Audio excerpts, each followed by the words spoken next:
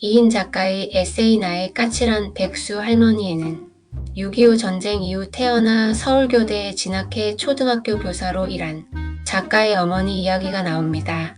그 어머니는 사고치는 남편과 오빠들의 문제를 대신 해결하며 가족의 무거운 짐을 짊어지고 살았습니다. 그리고 자신을 보호해줄 현실의 아버지 대신 밤마다 하늘 아버지에게 기도하며 구원을 간절히 바랐습니다.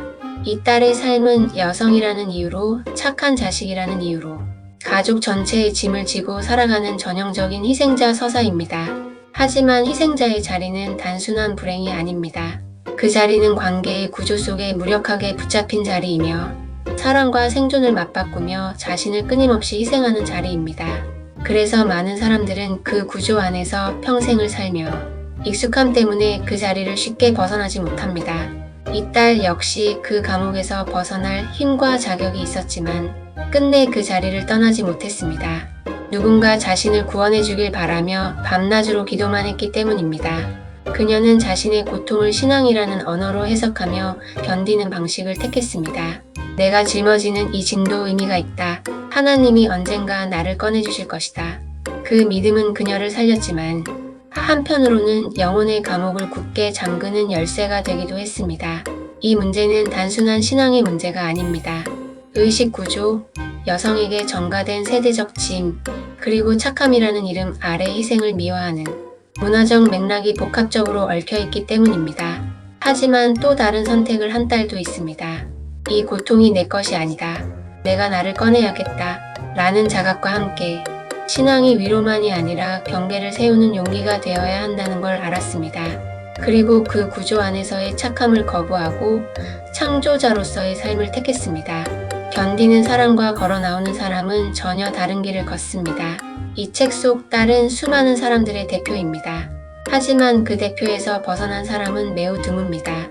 그럼에도 그 몇 안 되는 사람이 아직도 고통 속에서 구원을 기다리는 이들에게 길은 있다라는 가능성을 심어줄 수 있습니다. 실제로 많은 사람들은 그 경계에서 평생을 헤매며 스스로 그 자리를 벗어나지 못합니다. 그 이유는 그 선택과 진보가 엄청난 통찰과 자기 직면, 그리고 용기 있는 결단을 필요로 하기 때문입니다. 천국과 지옥은 기독교가 만들어낸 개념일 뿐입니다. 우리는 이 생에서도 저 너머 생에서도 각자의 의식 수준에 따라 다양한 계층을 이루며 살아갑니다. 천국과 지옥이라는 고정된 틀에 갇혀 더 높은 의식 단계로 나아가지 못한다면 우리는 여전히 속고 있는 것입니다. 예수를 믿지 않으면 지옥 간다. 하나님께 헌신해야 한다. 라는 협박성 언어는 두려움과 죄책감으로 사람을 통제하려는 방식일 뿐 사람들의 진짜 삶과 선택을 무시하는 수단입니다.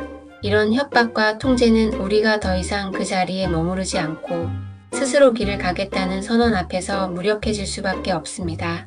두려움으로 권력을 유지하려는 방식은 그리스도 정신이나 진정한 영성과도 맞지 않고 결국 자신도 내면의 평화와 성장에서 멀어질 수밖에 없습니다.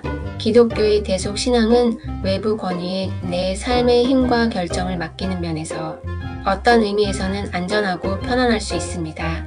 하지만 그만큼 스스로 주체가 되어 성장하고 자각하는 것을 막기도 합니다. 종교는 무지와 두려움에서 사람들을 보호하고 안정감을 주는 역할을 하지만 그 틀에 머물면 자기 권한을 온전히 찾지 못하는 한계가 있습니다. 대속 신앙의 한계를 뛰어넘어 스스로가 신이자 비치며 주체임을 깨닫고 영적 독립을 이루는 것, 그것이 진정한 자유와 성장의 시작입니다. 이 길은 기존의 모든 권위와 믿음 체계를 뛰어넘어 자신만의 진리를 발견해야 가능한 길입니다. 그래서 이 길을 걷는 사람은 매우 드물고 쉽지 않은 여정입니다. 그럼에도 시도하고 있다는 것만으로도 이미 놀라운 영적 진보라 할 수 있습니다. 이것은 단순한 회복이 아니라 전환이며 진화이고 의식의 종이 바뀌는 수준입니다. 그 길의 끝에서 우리는 희생의 자리와는 결코 공존할 수 없는 단단함과 평온, 그리고 창조의 흐름을 만납니다. 우리가 지금 걸어가는 이 여정은 인류가 반복해온 어두운 고리를 끊는 일이며 그 끝에는 새로운 세계가 기다리고 있습니다.